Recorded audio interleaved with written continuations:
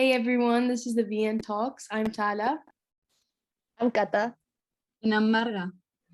Today we have a very passionate topic for the three of us that we're going to talk about. It's kind of very broad, therefore we're going to kind of introduce it just for this episode and go more in depth in future episodes.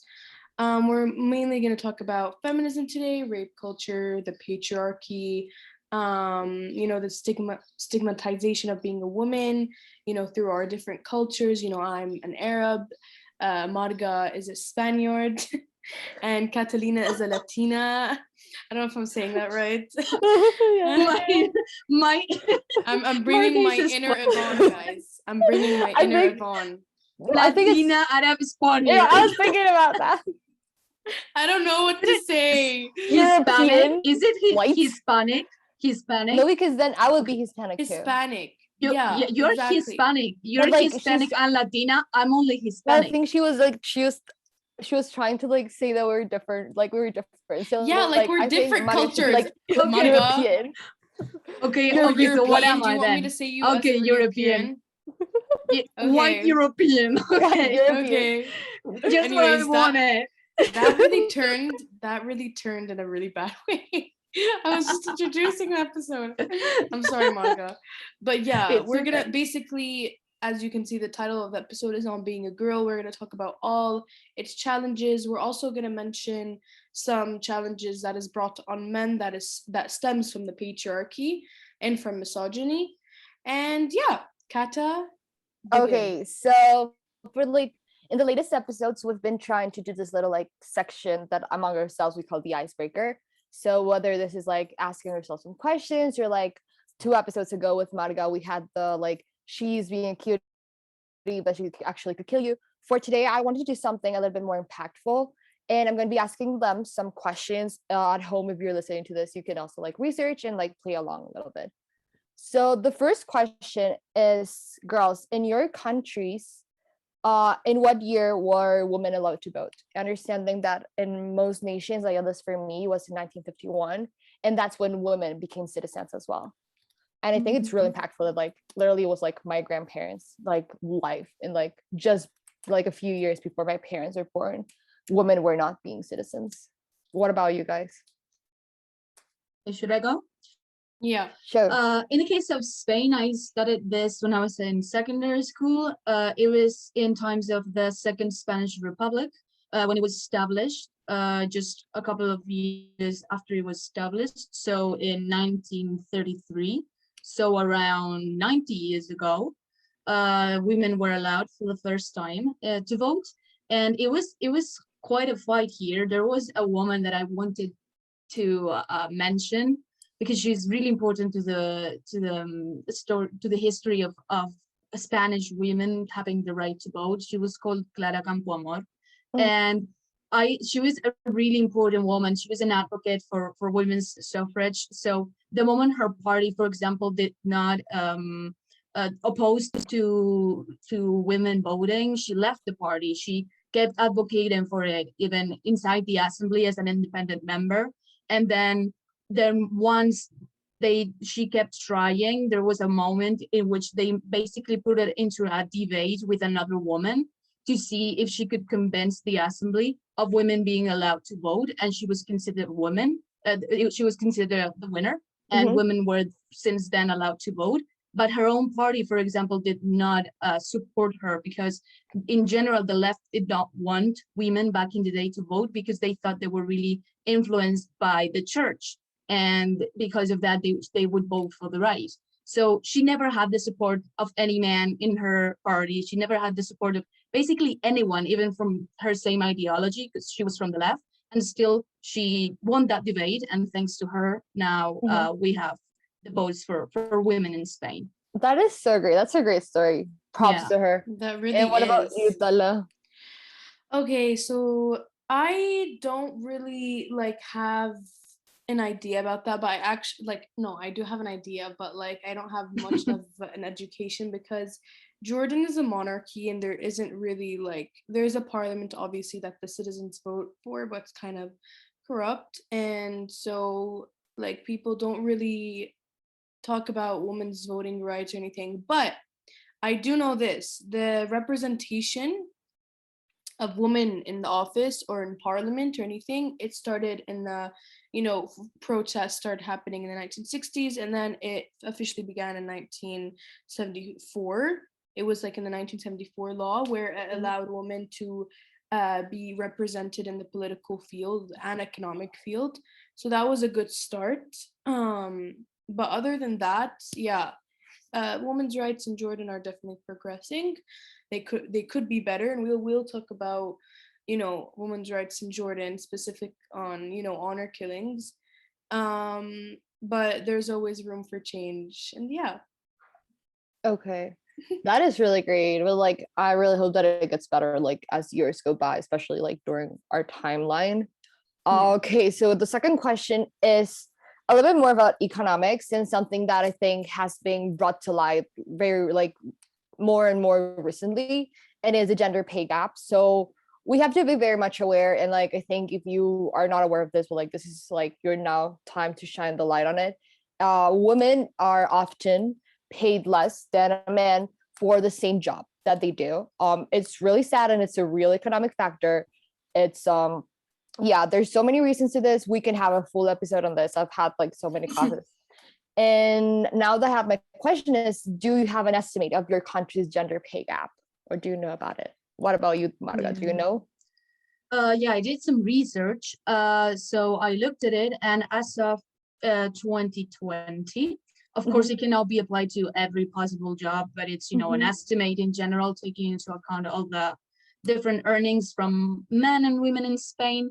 It is considered to be approximately of 4,915 euro. That's Okay. the gender gap. So almost 5,000 euro as a difference between a man and a woman. So, for a job, that is more or less like the average amount of money that a woman would So be paid less. Yeah, for the same job, which is crazy. So it has been estimated that women would have to earn approximately like 28.6% more of what they do, so they could be at the same level as men to be paid the same for the same job. So it's crazy. That is a crazy gender pay gap. Yeah. For Colombia, I was not able to search like to find like the actual like number, like exact number like of like money, but like what I found was like a percentage that said that index. around like like no, I found something else. Like I don't know what I found, but like said that like around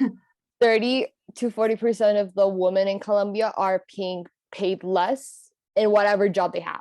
So like whatever job they have, like it's the same as a man. They're like 40% of this woman are paid less than the man. So That's yeah, crazy. it's really crazy. Mine is like, I don't know the exact number at all. I couldn't find it, but I did find like where Jordan is ranked globally. Its value is 0.605 around the world. That's its gender gap index, and its rank is like the 138th in the world. So it's definitely very bad. And like I can relate to it because I mean my mom, she's a HR manager in an insurance company, and she's kind of like one of the only woman managers there. And she constantly gets criticized. She constantly gets kind of not attacked, but there's always eyes on her because she's a woman. And you could just see the level of treatment if like, a lot of, the men managers kind of have something against her because they're threatened, because she's a strong, independent woman that can fight for herself and work for herself and work for her children and like stand up, not be quiet to what men say. Like she will say whatever that's on her mind. And so that kind of threatens a lot of, the males in her, not like all of them obviously, but some male managers in her workforce. Yeah, So totally. you could see like not even also the gender gap, you can also see the treatment of women in leadership skills. Like people criticize women being leaders. Like why is it so hard to think? Like why, for example, when if Trump was a woman, okay, or like Trump or Biden in the presidential debate where they were both women, imagine what the media would say, imagine what everyone would say, that they're being so emotional because they're women. But like they were men and they were still emotional. No one said anything about that. No one criticized them for their leadership, you know? So what do you guys think of that? Of like sorry, I know I'm going off topic. But don't worry about it. It's okay. It's okay. It's the end talks. But it's just like we're gonna talk more about this obviously after we finish the icebreakers. But it's just like, what do you guys think of that? Like the criticization of I think it's just double standards. Yeah, double standards for sure. It's like on like double standards, like I saw like what you're saying about like the presidential debate and like just we can like even apply it to like us. Like if a guy has like 2-3 girls that he hooked up to in one night, everyone's gonna be like, my guy, how do you do that? And if a girl like so double standards for sure. Like everything. And like if a girl like mildly talks to 2 guys in the span of like 2 months, like 1 month one month the other one, she's gonna be like the biggest like literally hoe like in the whole life. And like no girl is a hoe. But but that's how they would describe her. That's how they would describe her. That's how people would describe her. Exactly. And or other words. We all know other words. We all know other words. Yeah, we all know other words we're not using.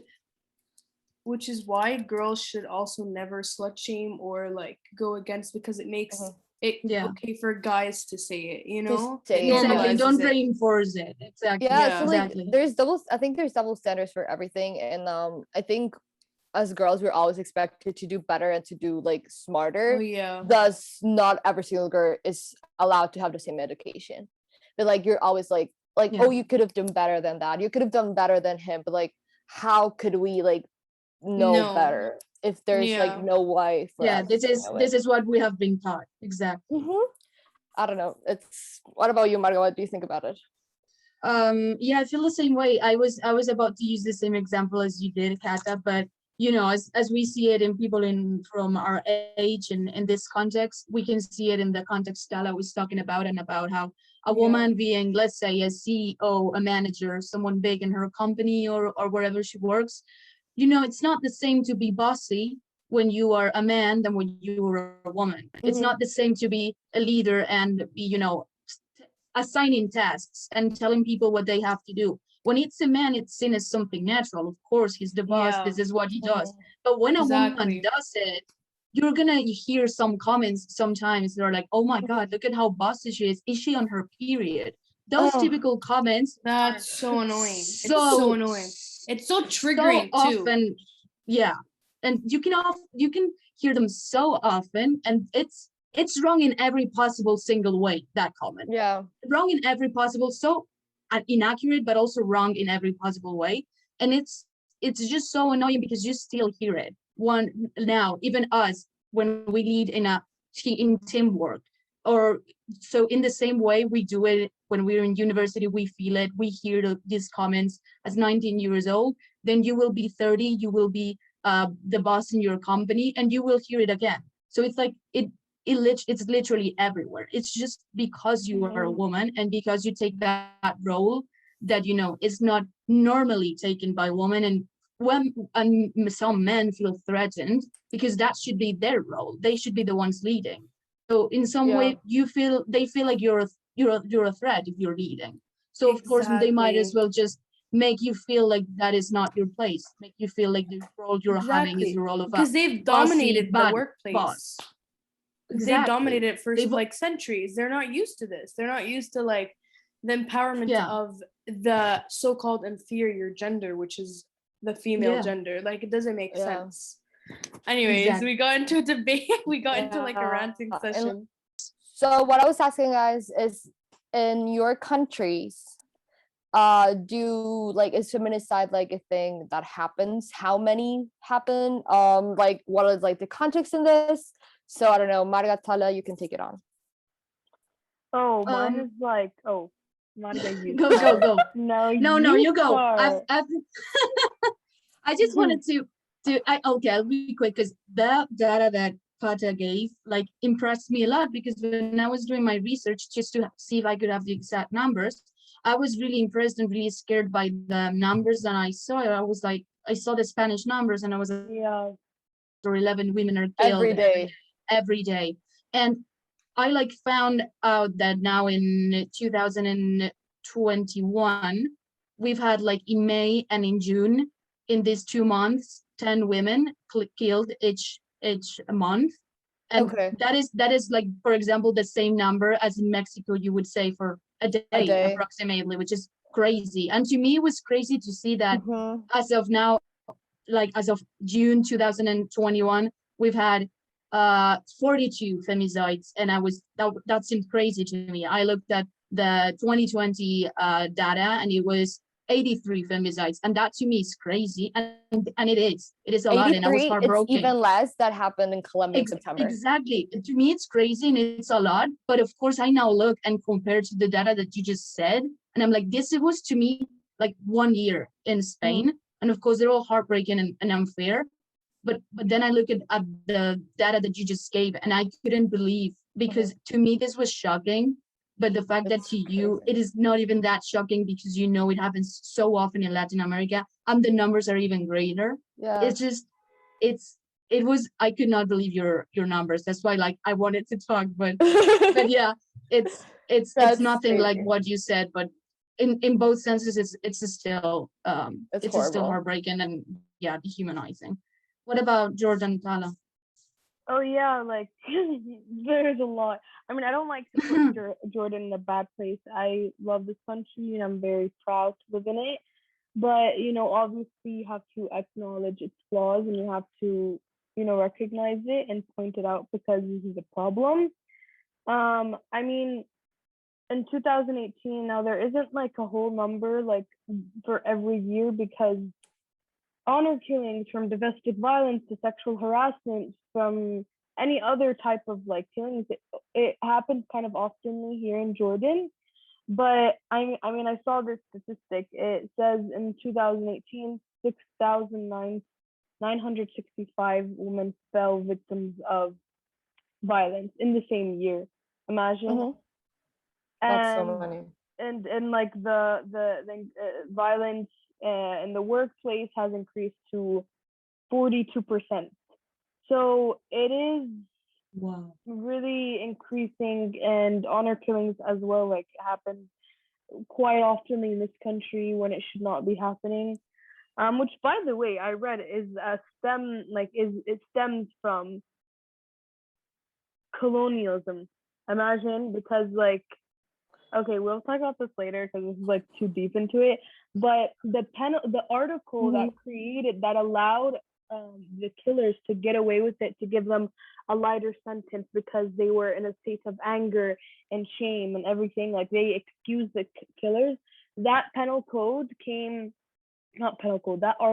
from the French penal code, and I'll go more into deep with it. Yeah, like, so this is not like all of these stuff doesn't really stem from like Arab culture, it stems from colonialism and societal pressure. And like I will talk more about this, but it's not from religion whatsoever. Religion has no justification for this. It's about it's society. really important that. And I think that's so crazy because like that is really important to highlight. That is really important to highlight, because people is not just would link honor killings to your religion, to the religion in Jordan, or to Arabs in Jordan. And now the actual origin we see, it's in colonialism, which has nothing to do with Arab culture or with the religion Arab people might have. So it's wow. Yeah, that is so important to highlight. Because I'm so tired of like everyone having this Orientalist view on Arabs and saying that we hate women and that we're not with any of like progressive ideas at all.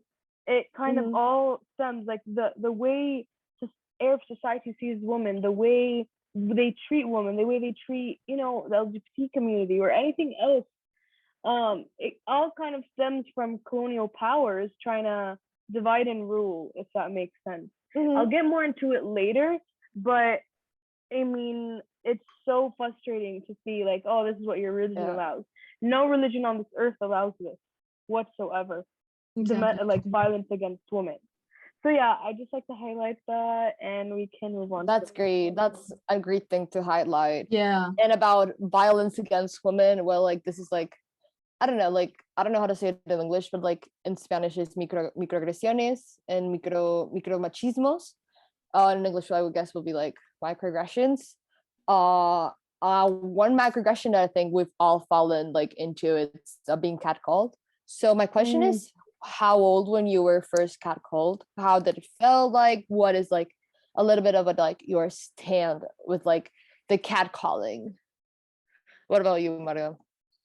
I mean, I don't remember exactly like the age in which I was first catcalled. I can tell you since the first time it's been too many, way too many to count, which is kind of scary. But I do know it was probably when I was in secondary school, because that was the time. And God, I cannot highlight this enough. How much society can change the view women have of themselves and their bodies. Because since I was first catcalled and I was first called out by men when I was out in public, and I started kind of suffering from that pressure of men necessarily having sometimes to just look at me, check me out, and catcall me when I was maybe going back home at night. I started to have that inherent fear all the time and every time I went out in public. So because of the comments of certain men, because of those first catcalling regarding my physique and just them screaming at me or doing things at me because they thought they were entitled to, I started to be really scared, first of all, but also not just afraid, but also ashamed of who I was and how I physically looked when I went out in public. So that first catcalling was not just only something that made me feel embarrassed or ashamed, because there is nothing sexy or fancy about calling out someone in the street and trying to flirt that way or whatever you're trying to do while calling a woman. But to me, it also became embarrassing because I was embarrassed because of those comments at catcallings of going out in public, dressing in certain ways or being a certain way, because I knew I would be looked at. I knew I would be called out. So I would just cover myself. I started being afraid. I started being ashamed of my body. And even started in secondary school, I had a period of time in my life in which I did not want to get out of my house because of this. So that's what I mean. It changed my own perspective of myself, of my body, and my view of what I was allowed and entitled to do as a woman, of how I was supposed to dress and how I was allowed to look. And it totally changed my teenage years. I went from going out and wanting to be out at sometimes just being afraid to leave my house. So to that extent, those comments in the street and men just thinking they're entitled to do that to women when they're out at night, for example, to that extent, that affected me in that way. Like I will never like stop highlighting how important it is to go back and totally eliminate this kind of behavior. Yeah. What about you, Tala? First of all, I'm so sorry, Marga, that you had to go through that. No one really deserves that. Okay, it sucks. Love you. I don't really have, and like I don't even remember because it just happened so many times that I just can't even remember the first time, where like I was like, this happened to me. I was this age. I'm just so used to it at this point where I don't like it sucks and I hate it. And every time I get catcalled, I want to go and like punch them in the face and like curse them in so many ways. But yeah, it's so sad. Like I remember like a happy moment. I was walking to my sister's graduation and I was wearing the tight jeans. I was wearing literally covered. It wasn't anything like, even if it was provocative, that still didn't excuse it, but like it was still covered, no cleavage whatsoever. And I was walking to my sister's graduation and so many cars beep beep and like started saying comments in Arabic and just disgusting. And I was in 8th grade and I was just like, why do you have to do this? Like where I'm going to a graduation, I want to be like, it's a happy time. Like why do you have to ruin it with me making me uncomfortable? So it's just like the constant comments of them thinking it's okay. Like imagine it was your sister or your mother, that was walking on the street and a guy told her like that. Like, why do you have to make girls uncomfortable? Why do you think you're entitled to say something when you don't even know me? It just shows that you're ratchet. You know, it just shows that you're a ratchet human being. Like, sorry, but yeah. Bridge. That's so crazy. Yeah. For me, I do remember the first time I was catcalled. I remember because it was like very shocking because it never happened to me. Like I knew it was something that happened, but it never happened to me. And I remember very specifically because it was the first time my parents let me go out, like walking by myself to do something. I never really because I live in Colombia and many other reasons. And my parents are like really like overprotective. They barely let me go out like walking even it was like on the corner because like yeah. And they're like, okay, go to like the little store over there. I was like 13. And they're like, go to the little store over there and buy something because we need it right now and no one else can go. And I was like, okay, sure. I remember I felt like so free. I was like, oh my God, it's my first time going out. And I was walking and then I just heard like this man being like over and over again. And I was like, what like what's going on? Like I turned around, it's like I was 13. It was like this 23, 24-year-old guy looking at me, and then he started like chiflar. How do you say chiflar? Like I don't use that word in Spanish. In Spanish. He's like whistling, but like not really, but like yes, that what something like that. Like so like whistling, like yes, yes. And I was like, what the fuck? And then I just like turned around again and I kept walking. But like I just remember I was like, then after that I was like really afraid of like walking by myself. And like I totally understood like my parents didn't let me go out as much like by myself. And yeah, like it was like a big learning experience for like the first time I went out by myself. And it was really crazy because like I was just like literally like looking like absolute garbage, like a 13-year-old girl. So yeah, it was really hard. And after that, like obviously it happened more times and stuff. But I think what like always shocks me is having these conversations with some of our friends and my dad. And people being but like it's a compliment. It's just like I don't understand like why girls like make it like so overreactive but like getting catcalled because it's a compliment. It's just us trying to tell you that you look pretty without trying to get anything with you. I'm like, no, you're not doing that. You're scaring us. You are scaring girls. You're not letting them out, go to a house. My dad specifically told me, I was like, so what should I do to tell a girl that she's pretty when I'm on the street? I was like, well, you don't tell her. Like, what's the need? Like, are you gonna see this woman a girl? No. And if like she's so pretty and you need to tell her something, we'll just try to like obviously if she like don't try to approach her because she could be really worried or something. But if she's with a group of friends, be like, hi miss, I'm really sorry, I don't want to convince you, but I just need to tell you that I think I was just walking over there and I saw you look really pretty. But obviously you don't have to do that every single time. But like, why do we need to whistle to people like on the street? Why do we need to like scream it down? Why do we need to like, there's no need, like literally like there's no reason for like screaming at people for like telling them like whatever it is that you need to tell them. Because they don't want to listen to it. They you just know want to what's the get thing, home. Cata?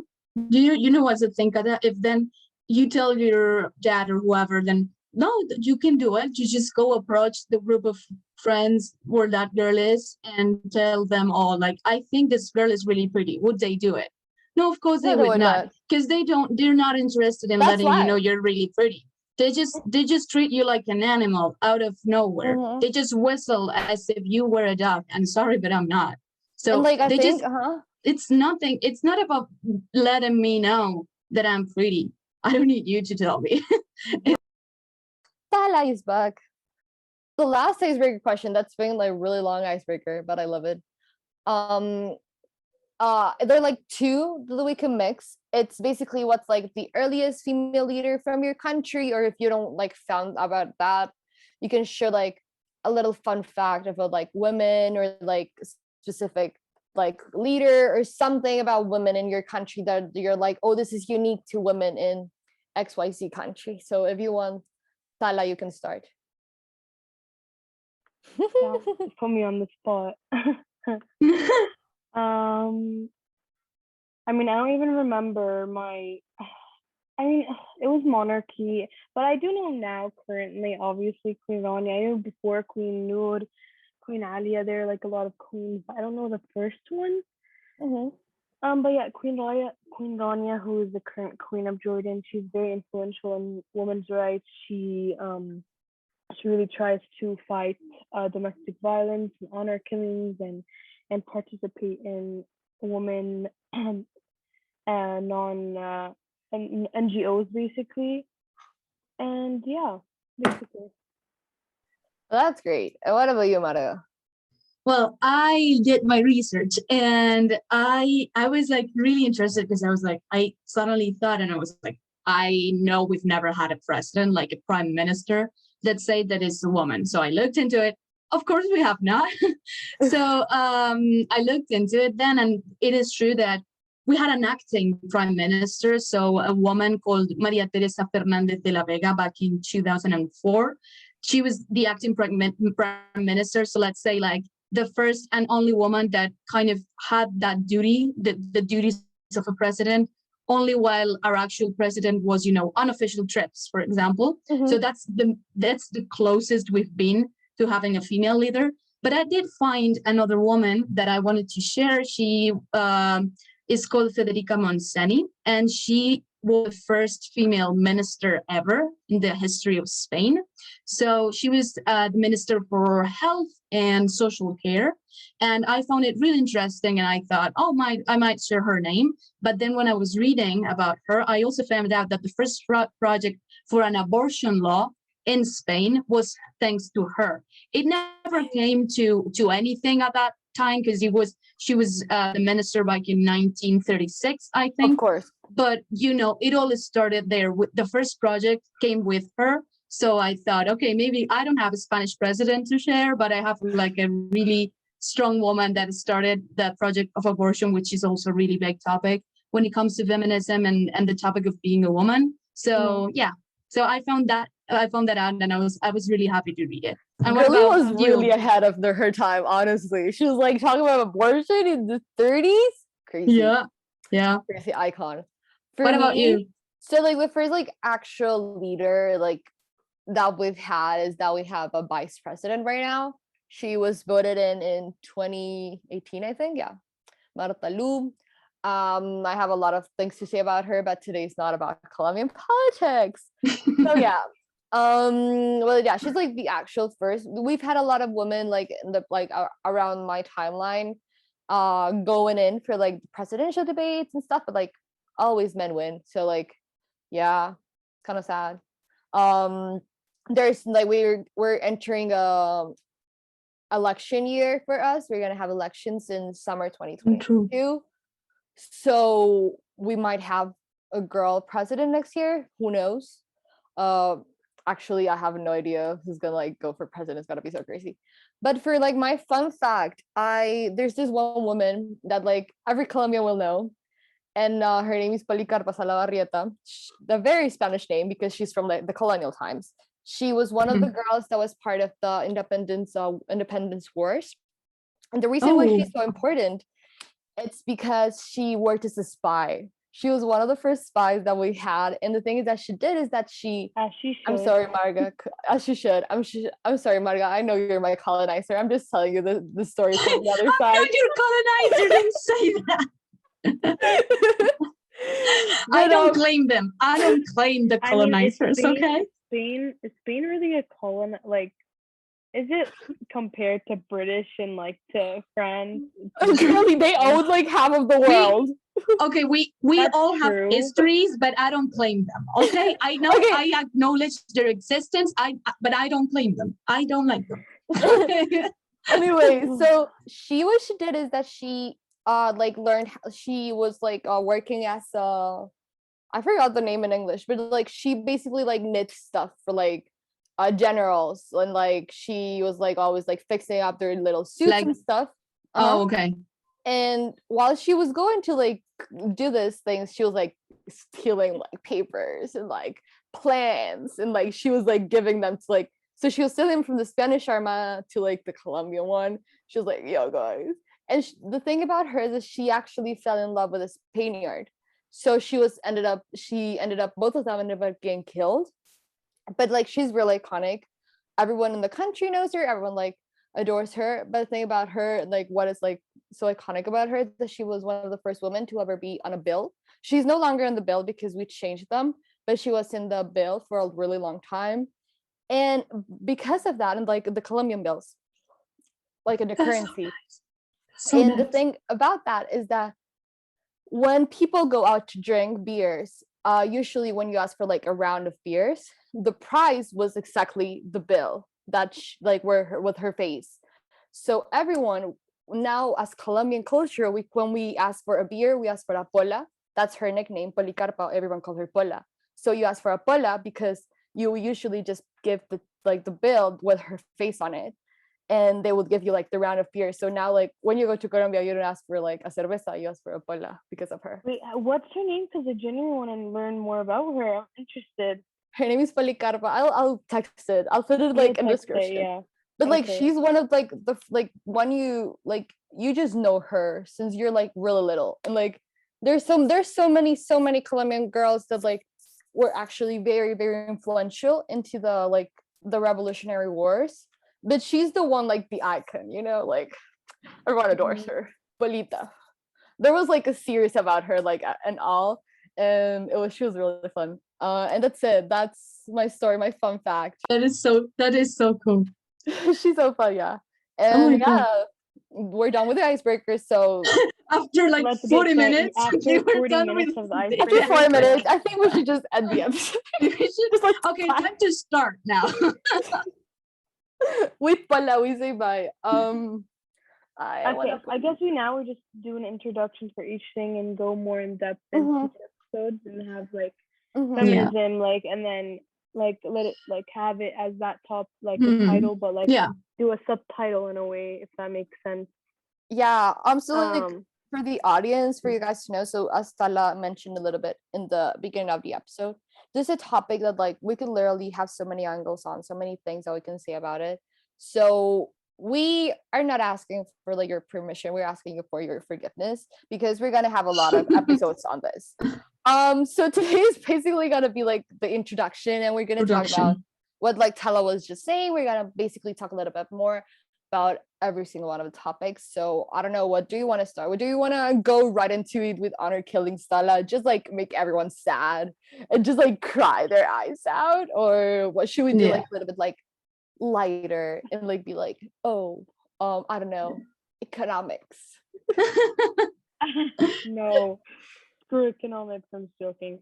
But I was gonna say, what do you guys think of honor killings? Like, do you think it's more of a societal issue or a cultural issue? Like, where does it stem from? Why is it so important for, you know, shame and reputation and honor for the family, if that makes sense? Like, I don't know. You want me to be super honest with you? The first time I heard about honor killings was when you mentioned it to me no more than a year ago. I had no idea about it, but because of what we know in Colombia, and like I'm technically the Western from here without like being like, but I'm not considered Western because I'm from like a third world country. But I did grow up with like a very like Orientalist point of view, like we could say. And whenever my family talks about like Oriental like life and Arab life, they're like, oh, like Arab culture is like the worst to women, and like they always treat women like trash, and they don't care about women.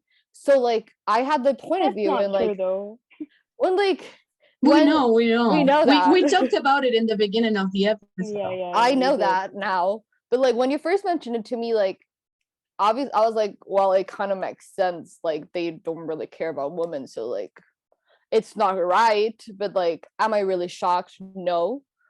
And like that was my first like approach to it, because it like in my mind it was like a cultural issue until just like a few minutes ago when you said like it actually derives from like colonialism, and it makes sense. Like every single country, and it's not only that it happens, and it doesn't only happen in Jordan, it happens in I'm pretty sure that, but like every single country that was one colonialized is still literally suffering from like consequences of that. So like it makes a lot of sense, and I guess now that you say that, like I think it would be more of a social issue. of like people like just like taking whatever they think is like right and whatever it's like said to be right and just like going for it. But I do have a lot of knowledge in this topic to like really answer the question. I'm just like going like honest and being honest about like what I know. And like I'm pretty sure if I had this conversation with my family, especially with my granddad, because I think we've talked about this and I'm very supportive of like this is another topic, fully different topic, but like I'm really supportive of like Muslim girls, if they want to wear the hijab, they should. And and like I do believe that it's like a way for them to like show their femininity and that they own their own bodies. Yeah. And that's something that like in Colombia people call me crazy because I believe that idea. Mhm. So I'm pretty sure that like I don't know a lot, but I do want to know more about like honor killings. So Yeah, because it doesn't only, that's what people have wrong like perception of it. Obviously it happens in the Arab world, but it doesn't only happen in the Arab world. It happens in the UK, in the US, and also Latin in America. I'm assuming there's some countries, some families, like it all goes back to like the societal pressure. And I read this in a book, and I recommend everyone to read it. Really, it's a really good book about it. And if you want to learn more about it and get more statistics on it, and educate yourself, feel free to read it. It's called Murder in the Name of Honor by Rana Husseini. It's a really, really good book, and she highlights a few things that I want to just like. I want to love. I just love her so much. She said that something that I was like shocked at the beginning because I never thought of it in that way. But she mentioned how the brothers or the uncles or the fathers that usually kill their daughters are victims, but they're not victims like the sister or daughter that got killed. They're victims of society. Many of them mentioned how they regret killing their sister. They never wanted to do that. Like they hate it. Like I hate it. I'm in jail. Blah blah blah. Whatever. But I had to do it. There's like this demand that he had to do it. Like and who's forcing them? Like society, but like why is society? But why is society? My question is like why is society allowing it? Well, like why is like that's my doubt too. Because society has always kind of seen women as the inferior gender. I mean, for his perspective, for his mentality, he was like, I mean, look at it like this. If you had a family full of apples, like if you had full of apples and you had one rotten one, you would get rid of the rotten one, right? Mm-hmm. Yeah. You see, like he's comparing an apple to a human being, Mm-hmm. It's just like, so women are the rotten apple. That what? Yeah, like he's comparing, like he gave an excuse. Like if you had apples, and you had one rotten apple, would you? So get we rid of are the rotten apple. Yeah, he's comparing it. No, like not we, like the sister that damaged their reputation or shamed the family. Okay. Like if he's comparing an apple to a human being, which is crazy because it's not only this guy that has this mentality. It's so many people across the world that sees women as inferior, that sees women as objects, that sees women as sees their bodies as to control and dominate and dictate to do whatever they want to do, So it all goes back to, it's like all a byproduct of misogyny, of seeing women as less of a value, So you would then argue it is like more of societal issues, you were saying. It is like it comes from society. It could come from it. I mean, cultural, culture could also put some things in it, but like I feel like it comes from society as well, so, like more. When it comes to it being like cultural or social, you do say like, okay, it stems from societal pressure, but like people are gonna say like they're gonna relate it to either a religion or a culture or let's say they're gonna relate it to Arabs more than anyone else. And how would you answer to that if they tell you that? How, like, because you were saying it happens in other countries, it happens in other cultures, like it is not just about one certain culture. I mean, the book, I saw that statistic. She said it happens quite often in the US and in the UK, and everything like that. But I mean, I'm not gonna say it happened, like it doesn't happen at all, and it happens quite often, and it's it's shame, and we have to also Mhm. challenge this. But it's not only like, it doesn't only come like, people see Arab culture and then they see Islam, but like Arab Yeah. culture also has many religions, like Yeah. Christianity and Islam and other religions, you know. But no, Exactly. whatsoever, no religion on this earth would ever just, like, Yeah. does not justify this.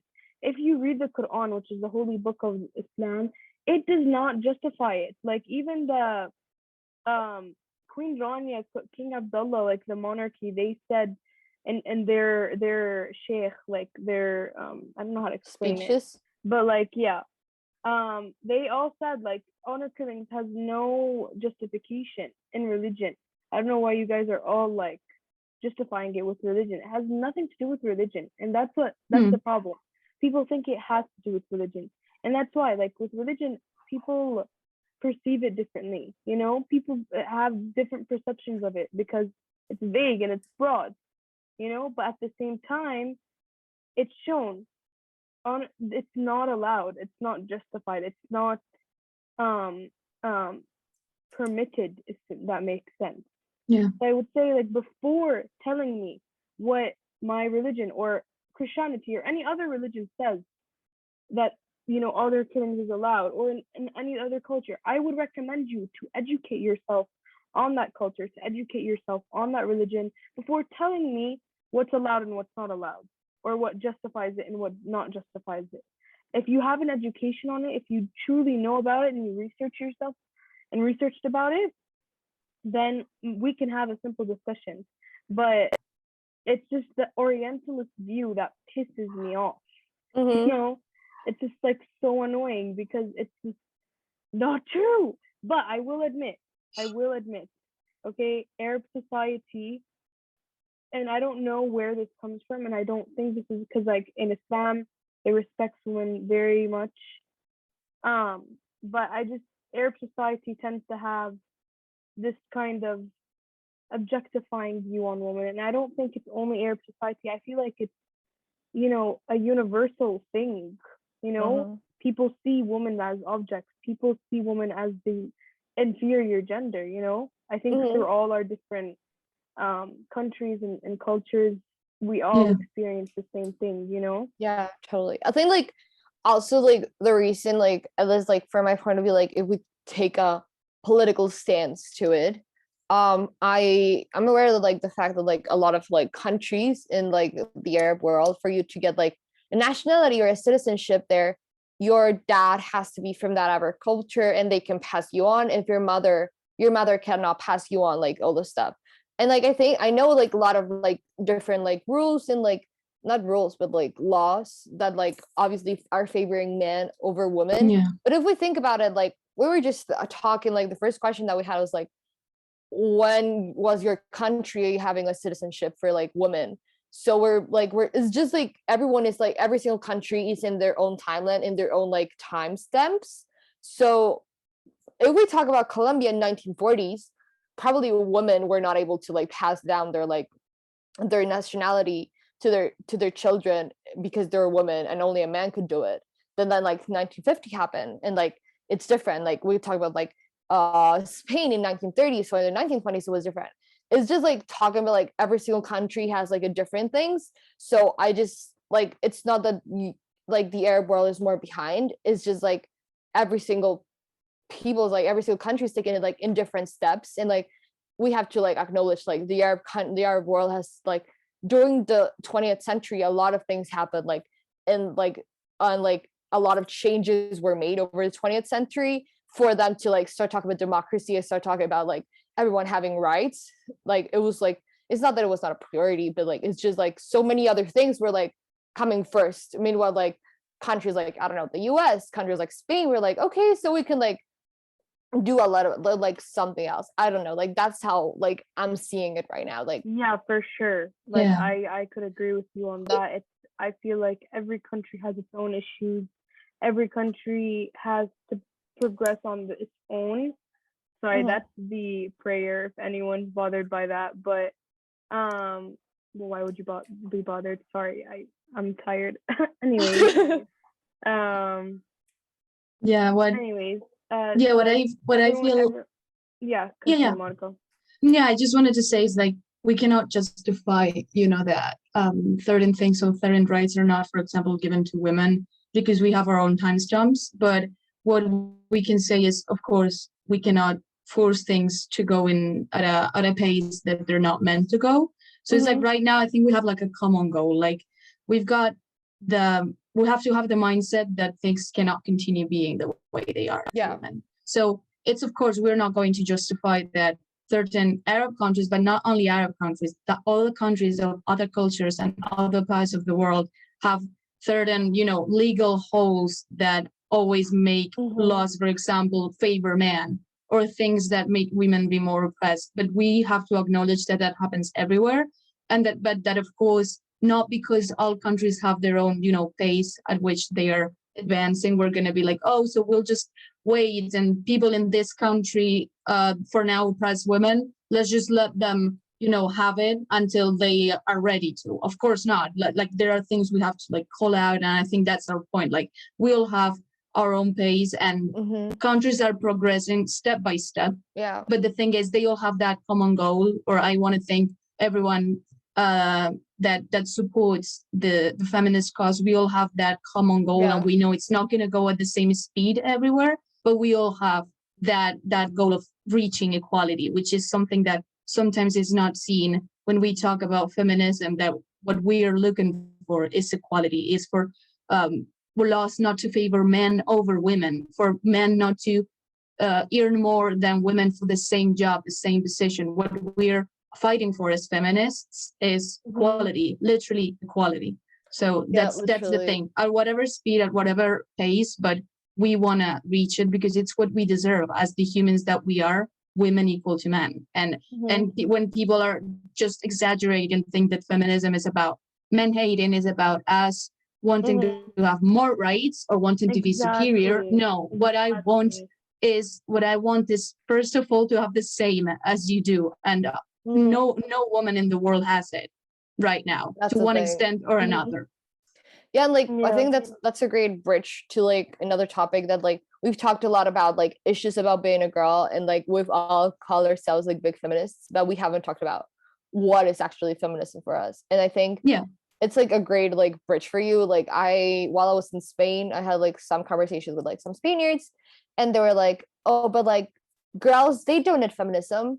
Like it's like at least in Spain, like they're like girls have more rights than men. Like now girls, like they can do whatever they want to men, and like they can call the police, and like they will like go to jail. It's like, well, if girl is calling the police, she's not doing it just because like literally like something might have happened to her for them to call the police on you, because like the police is not always going to be like abiding to what a girl says. And I think that's also like a really big issue, but like that's for another day. And like at least when I think about feminism, and when I've been to the feminist march, I went to one like this year, and it was like really fun.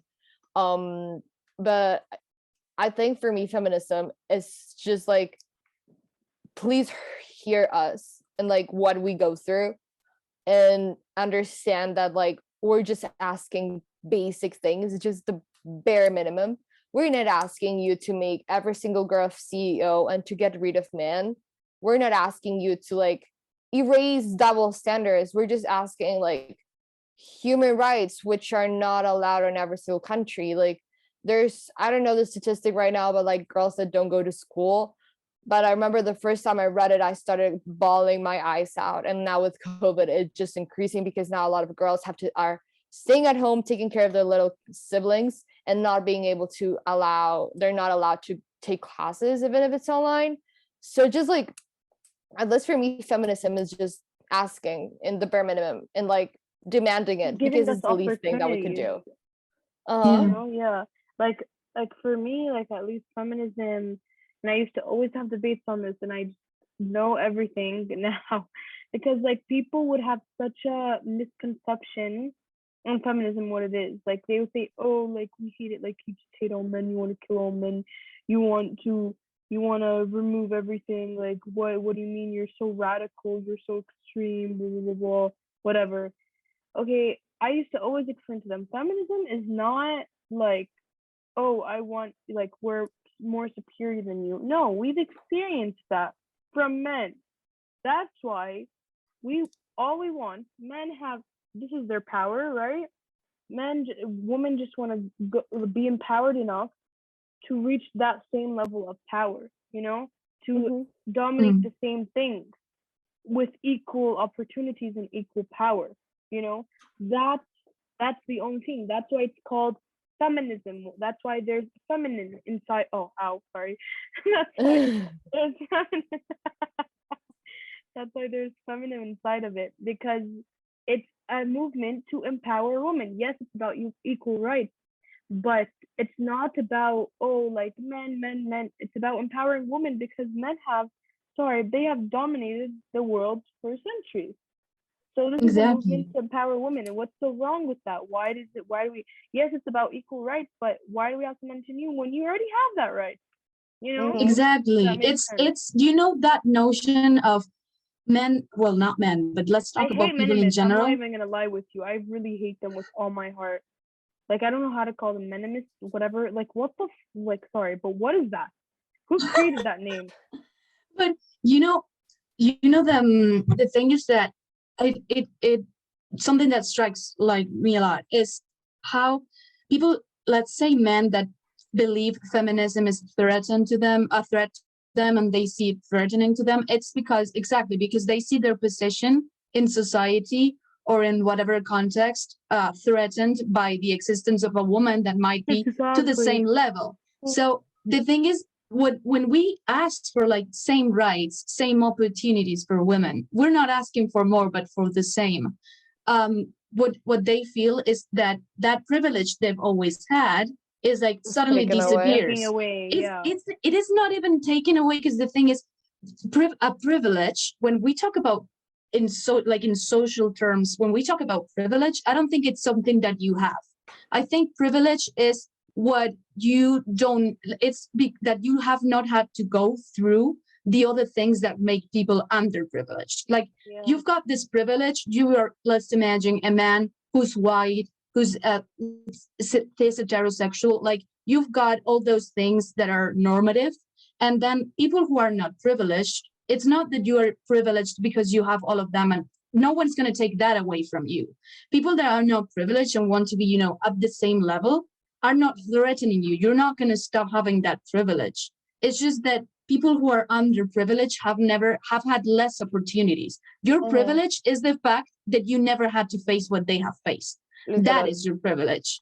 So exactly as a woman, I don't have that privilege that you have as a man. If I want equal rights, I'm not taking anything away from you, because that privilege, you were born with it and I was not. So your privilege is not only about what you have, but what about what you never had to face. And that is something that people should see We are feminists because there's so many things that we have to face that for example, men will not. And that is what we're fighting for. The fact that because we have those things that are going to prevent us from having the same rights and opportunities, we have to uplift ourselves. We have to, have this sisterhood and encourage each other to go further and keep fighting. So we literally get to the same level. We're not talking about being superior. We're talking about having the same basic opportunities and human rights. Yeah, and I think like it's also like leads on like just girls don't having to go the extra mile. Like, we have technology. Like, the three of us, we study political science. In our course, it's mostly girls. It's a girl course dominated. But when we go to real life, it's mostly going to be men taking all the jobs because it's politics. And in politics, men sell because girls, they have too liberal thoughts. They're going to want to change things. Oh, but like, girls are so emotional, and then they're going to get pregnant and they're not going to be able to like work for us. So when we're always going to be like unfavored in a way for like everything, and like it's really sad. And I think that's why we need feminism, and that's why we also need another episode to talk about these things, because there's so many things. I think we've all talked a lot about this, and there's so many more angles that we can cover. about this topic. Honestly, I have no idea how long this episode has been, but I'm pretty sure that we can just keep talking about it. And we're gonna keep talking about it in podcasts after hours. In many Oh, episodes. for sure. Like, I feel like this was just an introduction to feminism. Obviously, And we're two going to talk about topics. more topics. What? And two topics that we barely covered, Yeah, honestly. yeah, we barely really covered because obviously it's such a broad topic. So, just look forward to hearing more about feminism in its subtitles like toxic Mhm. masculinity, the patriarchy, violence against women, the gender gap, and more and more Yeah. and more. So rape culture as well. There is so much. There's so much to talk yeah. about. So look forward to that. Unfortunately. We're still not done with that. We're three extravagant feminists who love to talk about this, so we're not done with And I this think also like topic our at all. contexts, our different contexts help as well. Yeah. Also like if you are really interested in this topic and you're like, oh my god, like I want to know more about it, I'm gonna like in the social media we're probably gonna be linking like the book that Tala was talking. It was called Yeah. Murder in the Name of Honor. I Yeah. also right now just like if you want to know a little bit more about feminicides, you can search this movie. It's on Netflix. It's like a documentary. It's called Las Tres Muertes. I don't remember who, but like I forgot her name. Oh my god. Like it's the three, just search the three deaths and it's gonna be there. It's about a feminicide case in Mexico. The Marisela Escobedo, that's her name. Las Tres Muertes de Marisela Escobedo. Just like a little bit like peach about the movie. This girl, her daughter was killed by her boyfriend, and that's the first death of her. Then she goes to like the police saying like, hey, like they killed my daughter. The police says like, oh, but like it's whatever. That's basically her second death because there was no justice for her death. And then while she is protesting for her daughter's death, she's killed. So that's her third death. I really recommend it. It just gives you a lot of context of the situation in Mexico, and it was one of the biggest cases. There's so many more things to do, and if you're also really interested about learning about these things, I know that there's this author called Chimamanda. She's really amazing. She has a lot of TED Talks. So if you want to be like on board with this talk, and if you feel that your voice can also be part of this conversation, you can always like send us a DM or put it in the comments in YouTube. Or email us. Or email us to @the-VN-Talks, or is it @the-VN Podcast? @the-VN-Talks @the-VN-Talks@gmail.com. Exactly. Yeah. Whatever you have to say, you send it. I'll be there Send it checking. to us. And yeah. And also, and if you're watching on YouTube, everything that Cata just said at the speed of I don't know what, it'll be in the description. So. And you could see me gone for so many times. Yeah, on my and like internet. also guys, we want to thank everyone that has been like sharing and listening to the Supporting podcast as well. And they're like everyone is like so sweet and super cute, like you just like sending us like your screenshots and like your recommendations. It's really, really nice. It helps us a lot. And also check our website. Marga's really working really hard on it, and we have a newsletter that you should all guys subscribe to. I haven't not subscribed, but I will probably subscribe, guys. You better subscribe. So you better subscribe. It is really good. Cata does not appreciate it, but I put a lot of work in it. So. And okay, well, on that note, we'll see you guys next the time. End of the episode. See you guys episode 4. Bye. This is episode 4. Really? Yeah, episode 5. Oh, episode 5. Yeah. Bye, guys. Bye, guys.